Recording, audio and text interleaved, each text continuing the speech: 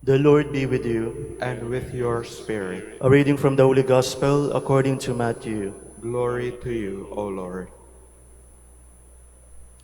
Jesus said to his disciples, "Do not store up for yourselves treasures on earth, where moth and decay destroy, and thieves break in and steal.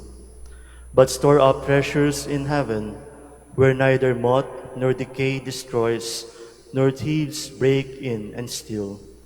For where your treasure is, there also will your heart be. The lamp of the body is the eye. If your eye is sound, your whole body will be filled with light. But if your eye is bad, your whole body will be in darkness.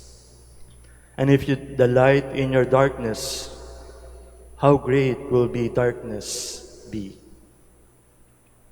The Gospel of the Lord.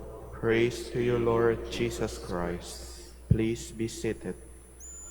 Brothers and sisters, when I was reflecting on the Gospel today, mayroon pong tatlong questions na hindi ko po makalimutan at lagi pong pumapasok sa aking isipan.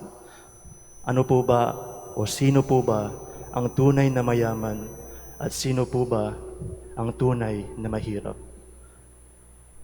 When you look into the Gospel, you will realize that there is a different definition of what is to be poor and what to be rich. Sa atin pong pananaw, ang pagiging mayaman po, marahil marami tayong pera, marami tayong kotse, marami tayong bahay. In short po, marami tayong bagay na meron. But in today's gospel, it has a deeper meaning. Alam niyo po, nung nakapanood po ako ng mga social experiments sa US na kung saan ang isa pong actor ay mag-acting to be a beggar.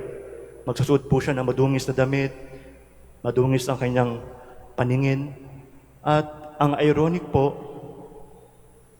yung mga tao po na dumadaan, mga mayayaman, naka-corporate attire pa, may mga magagandang cellphone at kotse, ay hindi siya binibigyan ng pera o pagkain.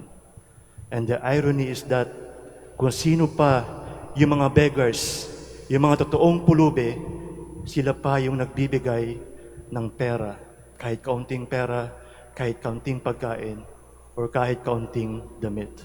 Brothers and sisters, napatanong po ako, sino ba ang tunay na mayaman? Sino ba ang tunay na mahirap? Marahil mayaman tayo dito sa lupa, pero kahit isang piso o kahit isang bagay hindi natin maibigay, o kahit naman tayo ay mahirap, pero we are ready to give to our brothers and sisters. If you're going to look at the gospel and reflect on it, you will see that there are three things that our Lord wants us to realize. Kung titignan niyo po ang gospel, nabanggit po rito yung mga three body parts. First is the act of storing. We are using our hands. Second, our heart. And the third is our eye. The act of storing treasures in heaven, hindi po ito yung parang pupunta tayo sa bangko at magde-deposit tayo ng pera. Hindi po yung ganun. The act of storing treasures in heaven is not about storing goodness or storing things, but it's about acting good to our brothers and sisters. At gamit po natin ang ating kamay sa pagbibigay, sa pagtulong sa ating kapwa. Second naman po, nabanggit po sa gospel, is the heart. Sometimes we do things, pero labag po sa ating puso. Di ba po? Minsan we do things out of money. Swelduhan ako, or out of reward, gagawin ko to dahil siguro may kapalit. But what is our heart? Ito ba ay bukal sa ating puso to do things, to use our hands? And thirdly, our eyes. Our eyes are the window to our heart. When we look at things, hindi lang po natin nakikita ang bagay, but sometimes we judge things through our eyes. Kaya nga po, kung ano nasa puso natin, kung ano yung pinaniwalaan natin, that's what our eye can see. Kung ang puso mo po ay masama. You always see things badly or negativity. But if your heart is good, your eye can see the good in everything.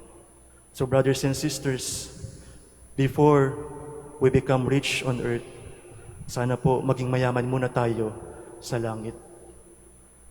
Before we become rich here or to acquire things here on earth, sana po we store treasures in heaven.